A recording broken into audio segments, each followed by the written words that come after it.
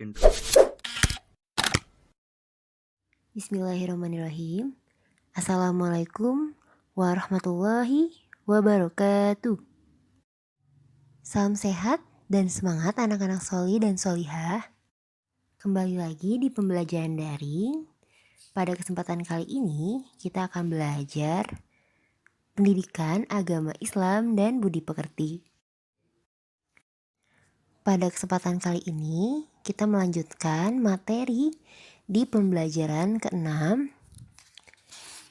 Yang minggu lalu Ibu sudah membahas tentang kisah Nabi Musa, kemudian kisah Nabi Harun dan kisah teladan Nabi Ayub. Hari ini Ibu akan menjelaskan kisah teladan Nabi Zulkifli alaihissalam. Anak-anak simak dengan baik ya. Nabi Zulkifli adalah putra dari Nabi Ayub dengan istrinya Rahma. Nama asli Nabi Zulkifli adalah Bishr. Adapun nama Zulkifli diberikan karena kesanggupannya memegang janji. Zulkifli artinya orang yang memiliki kesanggupan. Sejak muda, Zulkifli dikenal sebagai orang yang soleh, sabar, dan memiliki ketakwaan yang tinggi. Setiap hari, waktunya dihabiskan dengan beribadah kepada Allah SWT. Zulkifli selalu menghindari perbuatan dosa. Selain soleh, Zulkifli juga dikenal sebagai orang yang cerdas dan pemberani. Baik anak-anak, berikut ini adalah video kisah teladan Nabi Zulkifli alaihissalam. Anak-anak simak dengan baik ya. Kisah Nabi Zulkifli alaihi salam. Kesabaran Nabi Ayub menurun pada salah satu anak laki-lakinya, yaitu Bishr. Bishr bin Ayub adalah lelaki yang istimewa. Ia sangat bertakwa kepada Allah dan keimanannya sangat sempurna. Suatu ketika, raja yang memerintah kaumnya telah berusia lanjut dan berniat menyerahkan tahtanya. Sang raja mengumumkan kepada rakyatnya, bagi siapa saja yang sanggup menerima 3 syarat, maka dialah yang akan menjadi raja selanjutnya. Dan ternyata hanya Bishr saja yang berani menerima syarat tersebut. Ketiga syarat yang diajukan oleh sang raja adalah sanggup berpuasa di siang hari, mendirikan sholat di malam hari, dan sanggup untuk tidak marah dalam keadaan apapun. Setelah menyatakan sanggup menjalankan syarat itu, Bishr pun dinobatkan sebagai raja dan diberi julukan Zulkifli yang mempunyai arti orang yang mempunyai kesanggupan dan kemampuan. Zulkifli selalu berpuasa di siang hari, mengerjakan sholat di malam hari, dan tidak pernah marah sama sekali.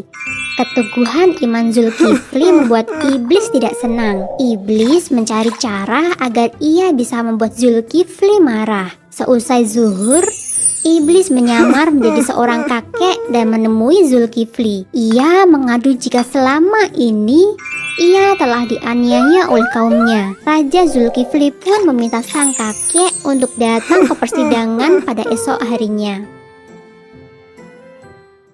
Keesokan paginya, Raja Zulkifli menunggu sang kakek di majelis persidangan. Sang raja berniat menyelesaikan permasalahan yang dihadapi sang kakek. Namun, hingga waktu zuhur tiba, sang kakek tidak kunjung datang. Raja Zulkifli pun meninggalkan persidangan untuk beribadah dan beristirahat. Rupanya, sang iblis memang sengaja tidak datang di persidangan itu untuk menguji kesabaran Raja Zulkifli dan membuatnya marah.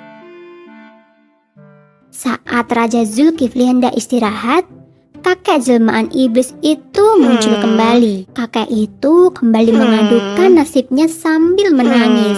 Raja kemudian meminta kakek itu pulang dan datang ke persidangan esok hari. Setelah kakek itu keluar dari kamar, Raja Zulkifli pun beristirahat. Ia memerintahkan kepada pengawal untuk mencegah siapa saja yang berniat mengganggunya. Usaha iblis untuk membuat Raja Zulkifli marah ternyata gagal. Setelah diusir oleh pengawal, ia pun kembali menyusup ke dalam istana. Para pengawal merasa heran karena kakek itu bisa menyelinap masuk. Mereka pun sadar jika kakek tua itu bukanlah manusia biasa. Setelah itu, mereka memperketat penjagaan di depan pintu kamar sang raja. Ternyata godaan sang iblis tidak mampu menggoyahkan iman Raja Zulkifli. Namun tak lama setelah itu, kesabaran Raja Zulkifli kembali diuji. Ada sekelompok orang durhaka yang berniat mengancam keselamatan kerajaannya. Raja Zulkifli kemudian meminta agar rakyatnya bersedia maju ke medan perang. Namun seruan Raja Zulkifli tidak ditanggapi oleh rakyatnya.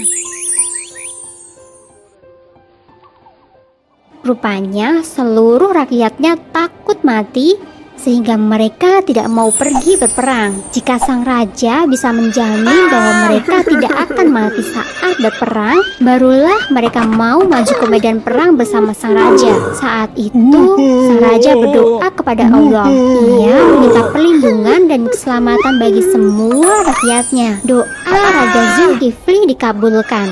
Mereka berhasil memenangkan peperangan tanpa ada satupun rakyat yang mati di medan perang. Setelah itu, Raja Zulkifli memerintah dengan adil dan bijaksana. Hingga wafatnya, Raja Zulkifli tetap memegang teguh janjinya untuk selalu berpuasa di siang hari, sholat di malam hari, dan tidak pernah marah. Zulkifli alaihissalam dikenal sebagai orang yang sangat sabar, sehingga Allah pun memujinya dalam surat Al-Anbiya ayat 85.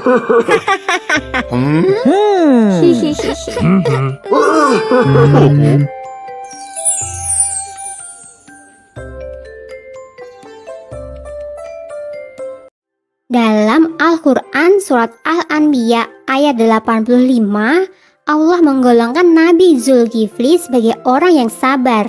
Bunyi ayat itu adalah, "Dan ingatlah kisah Ismail, Idris, dan Zulkifli. Mereka semua termasuk orang-orang yang sabar."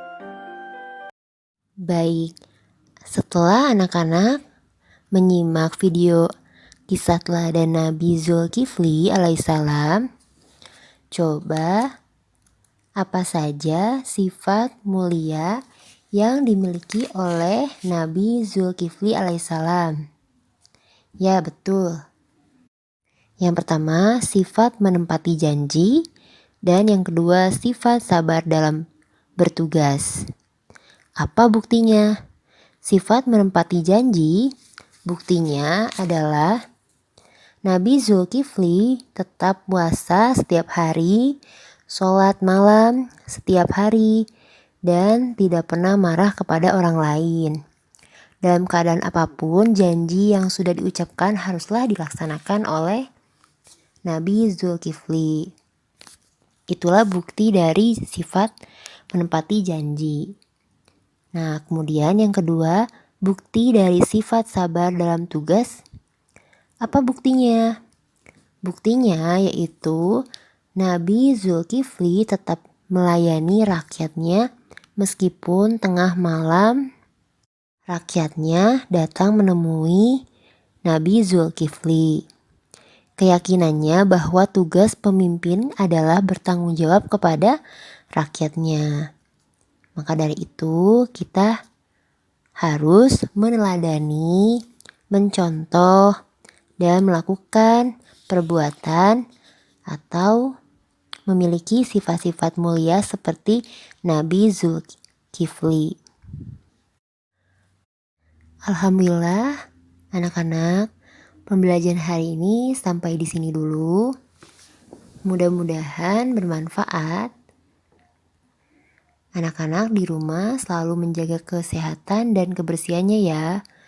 Dan juga Tetap semangat. Terima kasih juga kepada Bapak Ibu yang sudah mendampingi anak-anak belajar di rumah. Terima kasih. Wassalamualaikum warahmatullahi wabarakatuh.